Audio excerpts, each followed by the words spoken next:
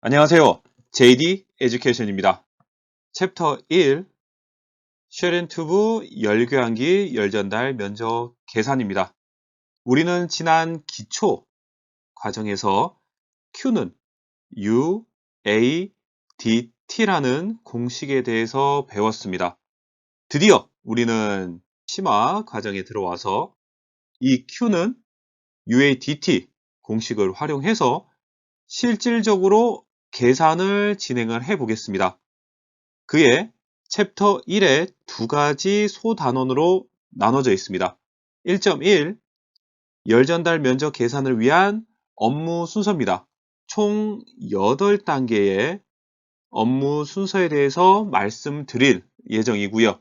각 단계별 주의사항 그리고 엔지니어로서의 팁을 조금씩 드릴 예정입니다.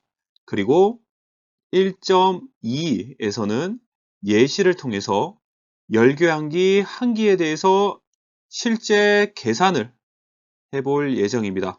이 8단계를 이용을 해서 계산을 할 예정이고요.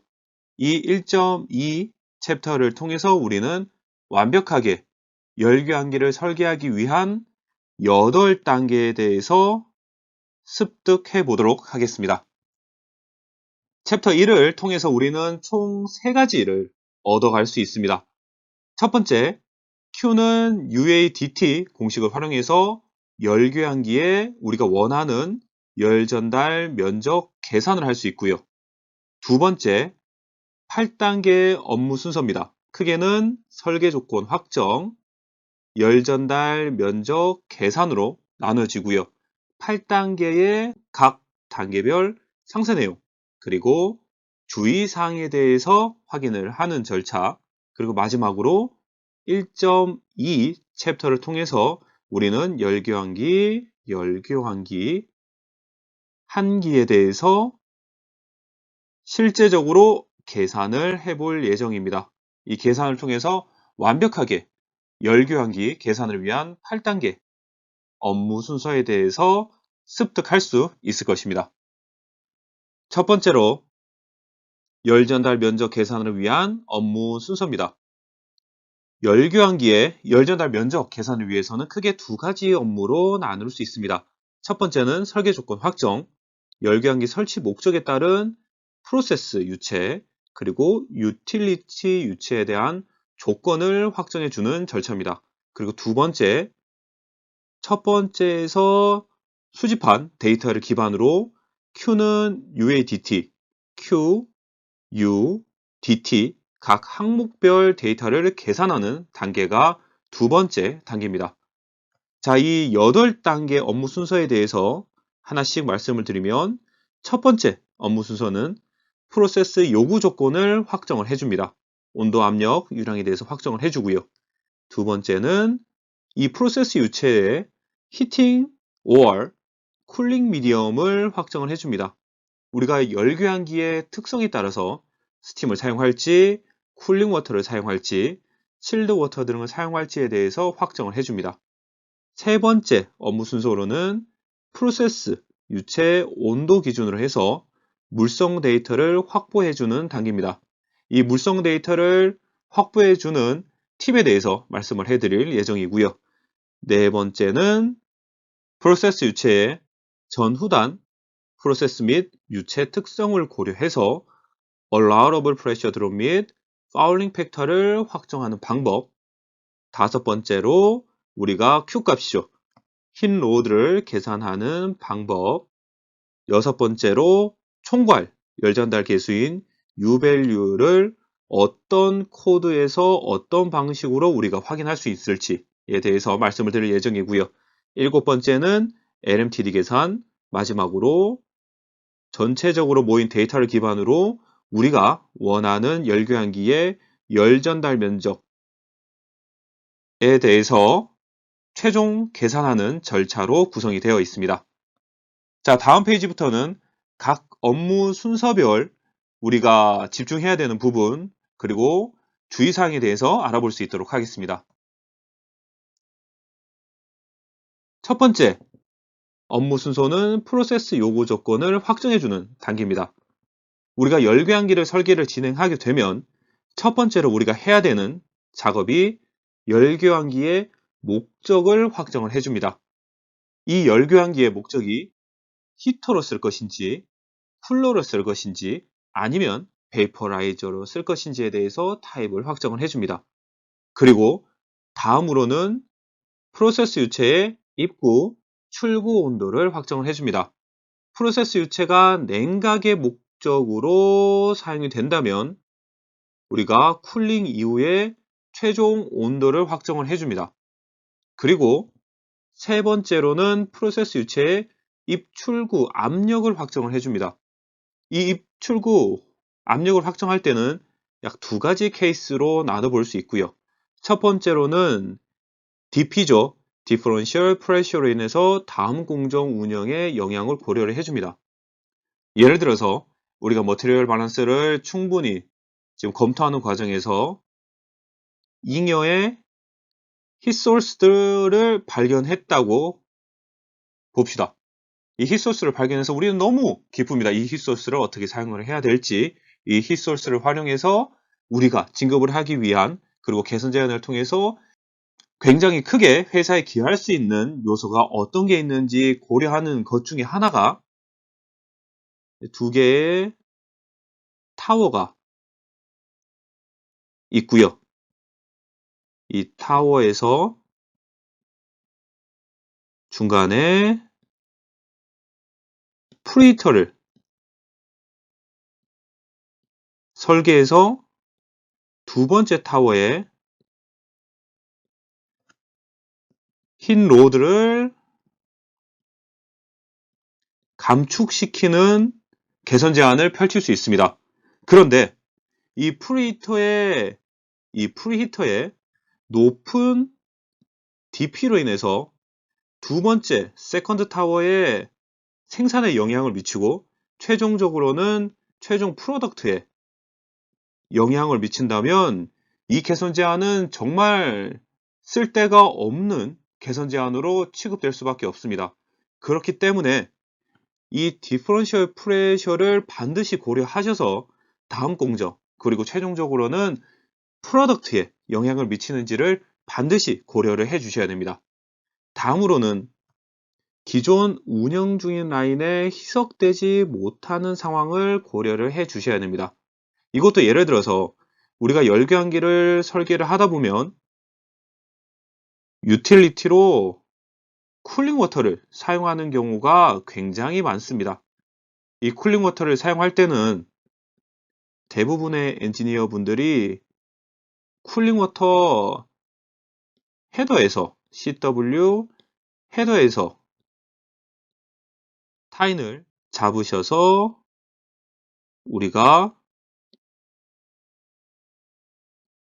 열교환기를 설계를 합니다. 그런데 이 열교환기의 높은 쿨링 워터 사이드의 DP로 인해서 기존 헤더에 밀고 들어가지 못하는 상황이 발생할 수 있습니다. 이런 상황을 방지하기 위해서 반드시 우리는 열교환기 들어가는 유틸리티 유체로 CW를 사용하실 때에는 이 쿨링 워터 헤더의 압력, 프레셔를 사전에 확인을 해 주셔야 됩니다. 이 쿨링 워터 프레셔를 확인하는 방법은 첫 번째는 우리가 프레셔 게이지를 현장에 쿨링 워터 헤더를 가시면 시운전용으로 반드시 벤트 밸브가 설치되어 있습니다. 이 벤트 밸브에 프레셔 게이지를 설치를 하셔서 직접적으로 압력을 측정하는 방법. 그리고 두 번째로는 정말 운이 좋은 케이스라면 이 CW 헤더에 프레셔 트랜스미터를 설치해주는 공정이 간혹 있습니다. 대부분의 공정에서는 쿨링 워터 헤드에 프레셔 트랜스미터를 설치하는 경우는 없고요. 그런데 운이 좋아서 프레셔 트랜스미터가 설치되어 있다면 이 프레셔 트랜스미터를 활용해서 DCS로 확인하는 방법, 이 두 가지가 있습니다. 이 두 가지를 확인하셔서 반드시 이 열교환기를 거친 후에 쿨링 워터 리턴 라인에 밀고 들어갈 수 있는지를 확인을 해 주셔야 됩니다. 다음으로는 프로세스 유체의 유량값을 확정을 해 주셔야 됩니다. 이 유량값 확정에도 두 가지 케이스가 있고요. 첫 번째로는 유량계가 설치되어 있는 경우, 두 번째로는 유량계가 미설치되어 있는 경우로 나눠볼 수 있습니다. 유량계가 설치되어 있고 현재 플랜트의 로드가 100%인 경우에는 약 한 일주일 정도의 평균 유량값을 사용을 해주시면 되고요. 그런데 현재 플랜트 로드가 100%가 아니다. 이럴 경우에는 기존에 보유하고 계시는 머티리얼 밸런스와 값 차이를 확인을 해주시고요. 단순 비율비로 100%의 유량을 예측하여 사용해 주시면 됩니다. 그런데 우리가 직접적으로 원가 절감을 하려는 라인의 유량계가 미설치되어 있는 경우가 대부분일 겁니다. 이럴 때에는 현장에서 직접적으로 측정을 해 주셔야 되고요. 이 직접적으로 측정하는 가장 보편적인 방법이 포터블 초음파 유량계를 이용해서 측정을 합니다. 그런데 이 포터블 초음파 유량계도 대부분의 회사에서는 보유하고 있지 않습니다. 그래서 우리가 통상 수처리 업체에 문의를 해보시면 이 포터블 초음파 유량계를 모든 업체가 가지고 있습니다. 이 모든 업체가 가지고 있는 포터블 유량계를 좀 대여를 하셔서 현장에서 직접적으로 측정을 합니다. 근데 이 직접적으로 측정하는 단계에서 첫 번째 난관에 부딪히는 것이 유체를 선택을 해주는 이런 시스템적으로 유체를 선택해주는 스텝이 있습니다. 그런데 이 포터블 초음파 유량계 같은 경우에는 굉장히 보편적인 유체에 대해서만 측정할 수 있기 때문에 우리가 이 보편적인 유체가 아닌 경우에는 프로세스 유체의 물성을 확인을 하셔야 되고요. 이 확인된 물성을 기반으로 가장 비슷한 보편적인 유체의 데이터를 선택을 해 주셔야 됩니다. 이런 프로세스 유체의 물성 특성을 확인 안 하시고 이 리스트 중에 아무거나 선택하시면 굉장히 엉뚱한 수치가 나올 수 있습니다. 그렇기 때문에 우리 프로세스 엔지니어 분들은 프로세스 유체의 특성을 확인하시고요. 다음으로 유체에 대해서 선택한 후에 현장에서 초음파 유량계를 이용해서 측정을 하셔야 됩니다. 다음으로 두 번째 업무 절차입니다. 이제 우리가 프로세스 유체에 대해서 온도, 압력 이런 것들을 다 확정을 해 주셨기 때문에 다음부터는 이제 유틸리티 유체에 대해서 이제 확정을 해주는 절차입니다. 우리가 유틸리티 유체는 두 가지로 나눠볼 수 있고요. 우리가 히팅을 할 것인가 아니면 쿨링을 할 것인가에 대해서 나눌 수 있습니다. 우리가 히팅을 하는 열교환기라면 가장 보편적으로 생각하는 유틸리티가 스팀입니다. 스팀을 선택하는 가장 큰 이유는 잡열을 이용하기 때문인데요. 이 잡열을 이용하기 때문에 작은 양의 유체 흐름으로도 많은 에너지를 전달할 수 있습니다.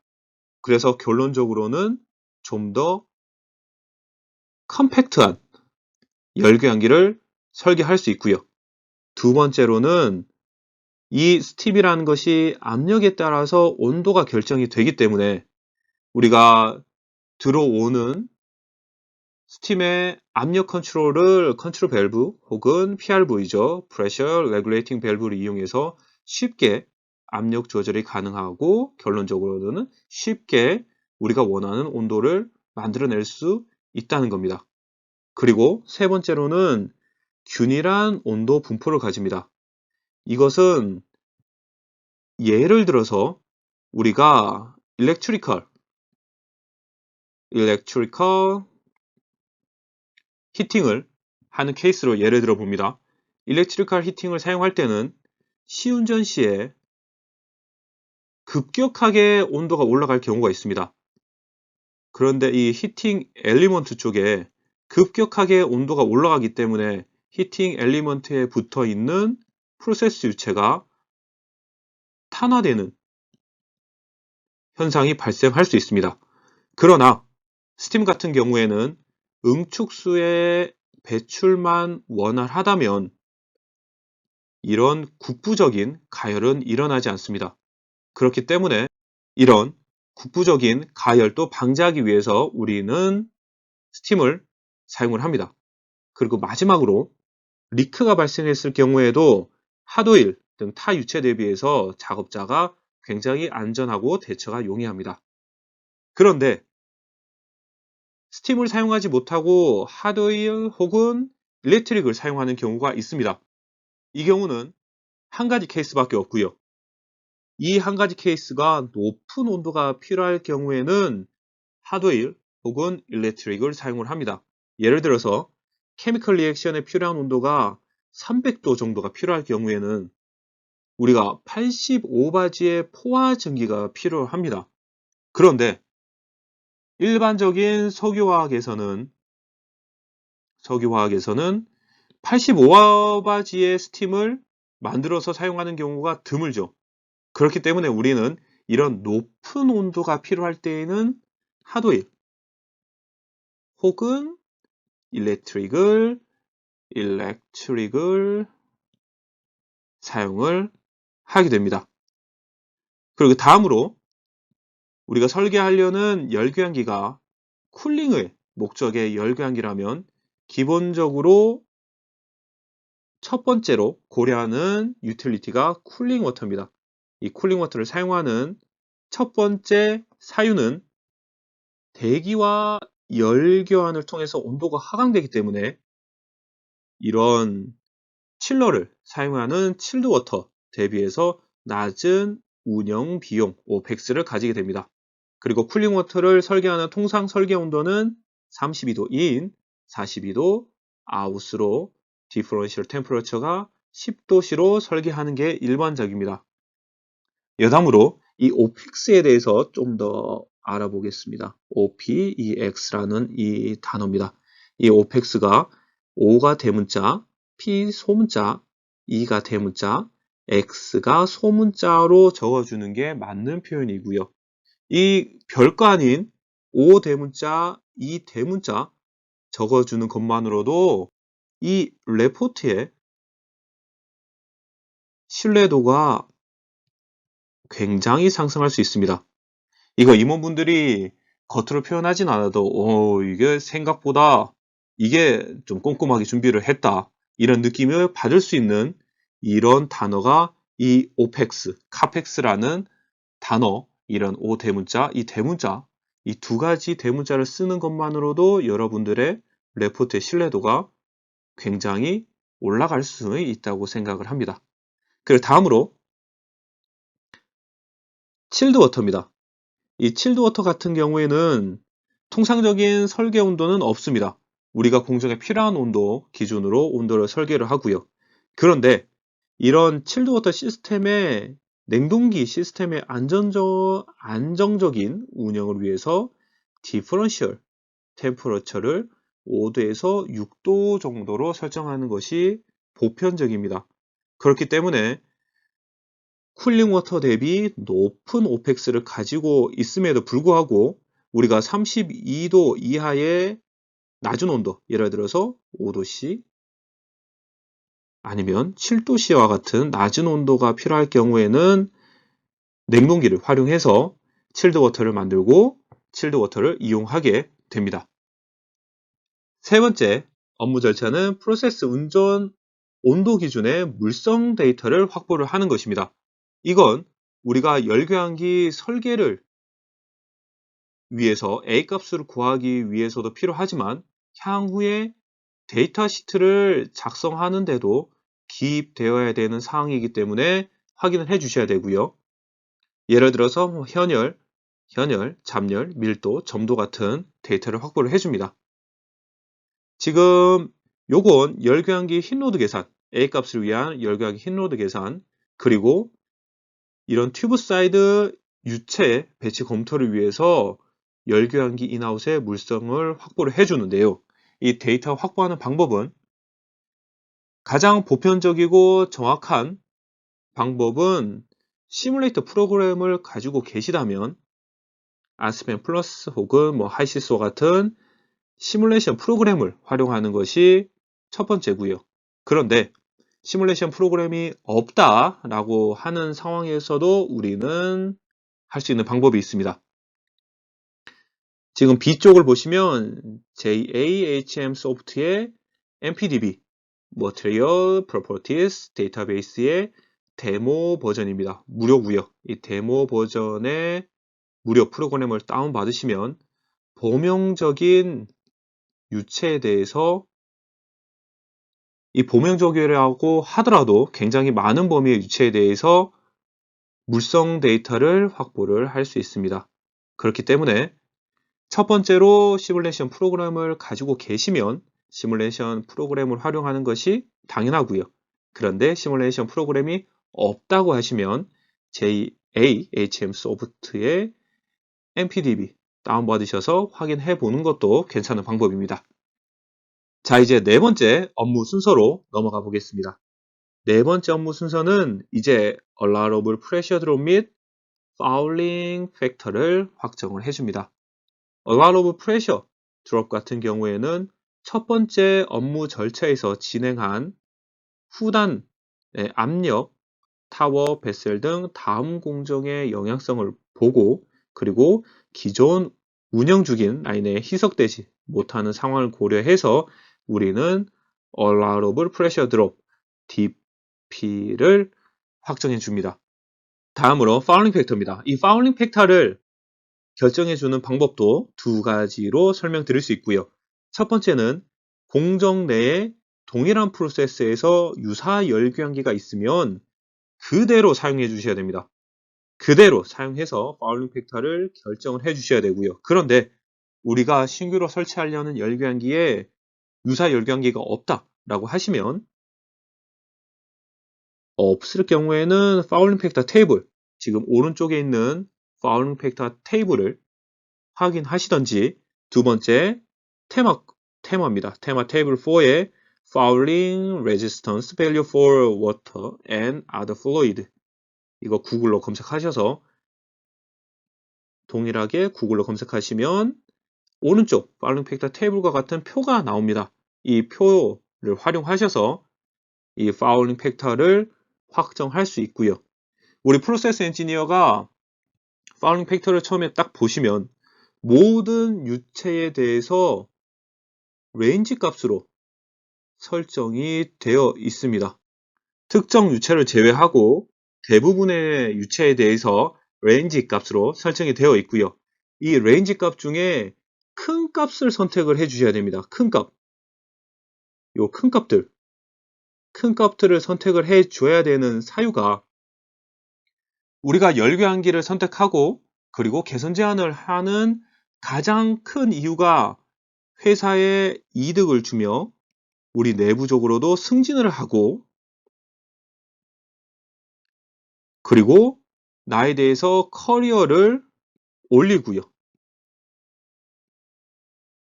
인정을 받고 이런 다양한 것들을 얻기 위해서 우리가 많은 시간을 투자하고 우리가 남들보다 조금 더 창의적인 아이디어를 통해서 개선 제안을 진행을 하는데 이런 파울링 팩터를 잘못 선택함으로 인해서 시운전 때 실패를 하게 되면 최악의 상황으로 가버리기 때문에 우리 프로세스 엔지니어는 여유를 확보할 수 있는 모든 단계에서 여유를 확보하는 게 중요하다고 생각을 합니다.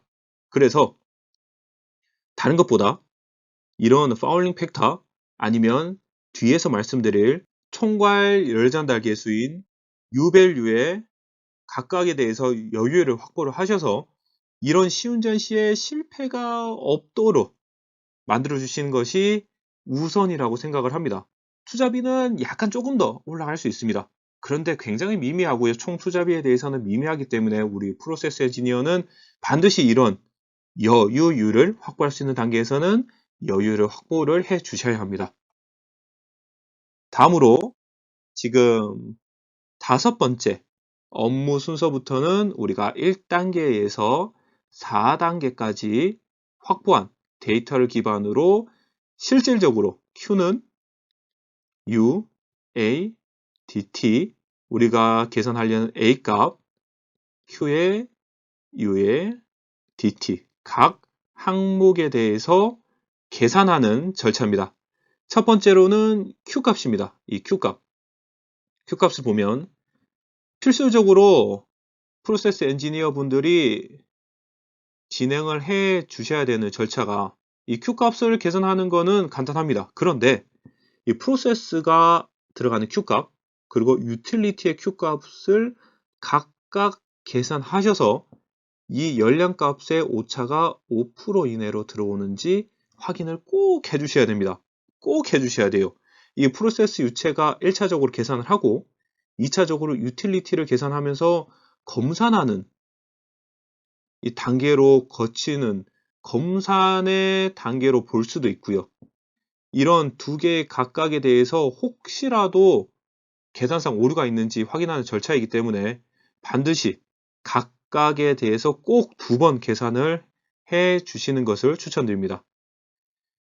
그리고 프로세스 유체가 리퀴드에서 리퀴드로 단순하게 현열만 반영을 된다든지 아니면 리퀴드에서 베이퍼로 될 때는 우리는 반드시 현열 플러스 잠열로 계산을 해 주셔야 됩니다.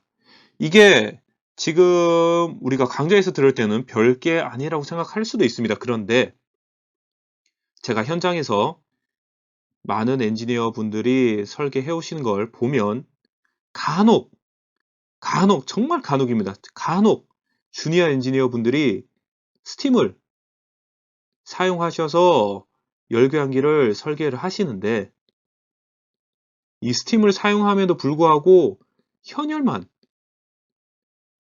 계산해 오시는 분들이 간혹 계십니다.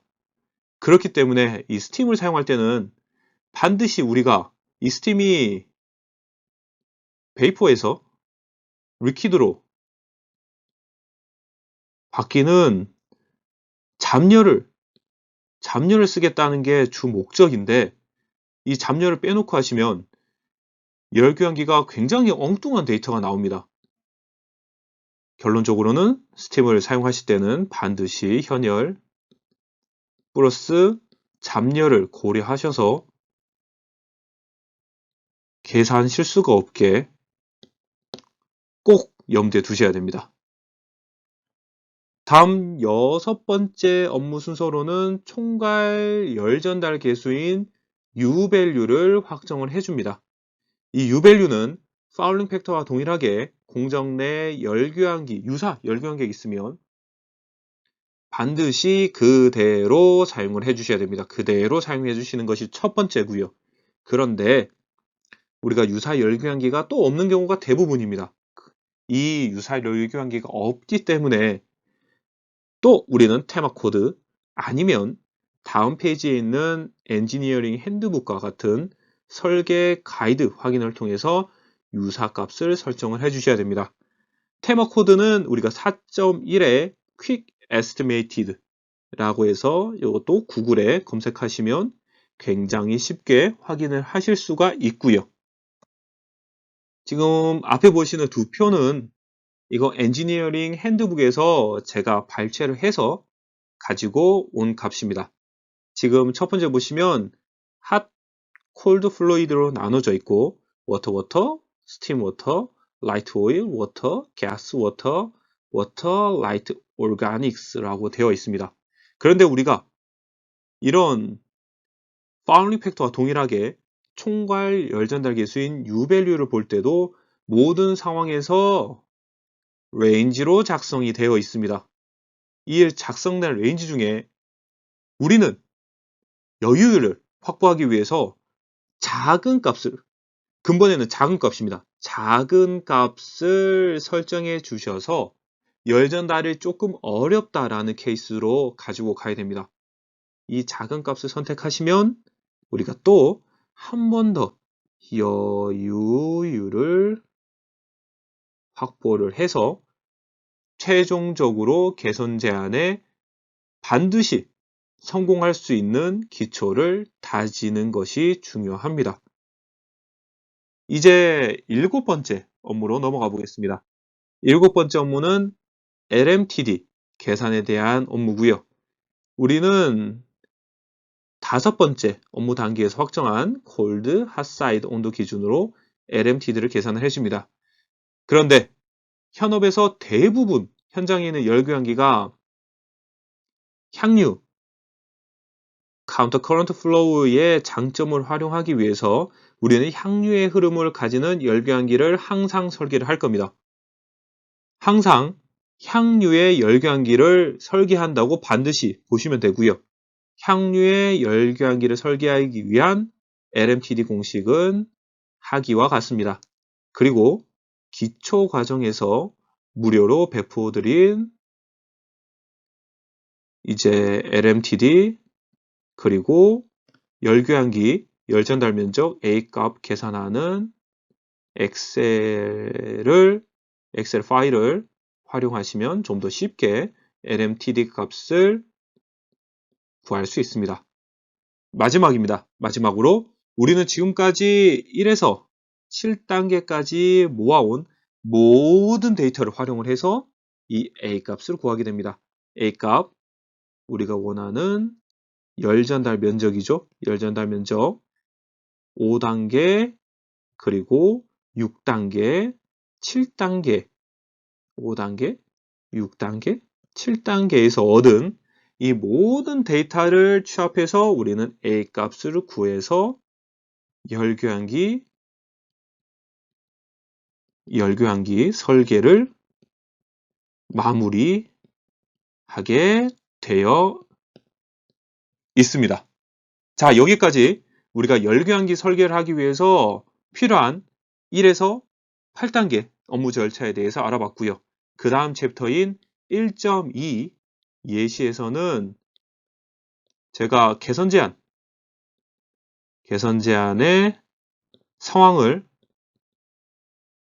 예시를 들어서 1에서 8단계 순서를 하나씩 짚어보면서 최종 습득할 수 있는 절차를 가져가 볼 수 있도록 하겠습니다. 감사합니다.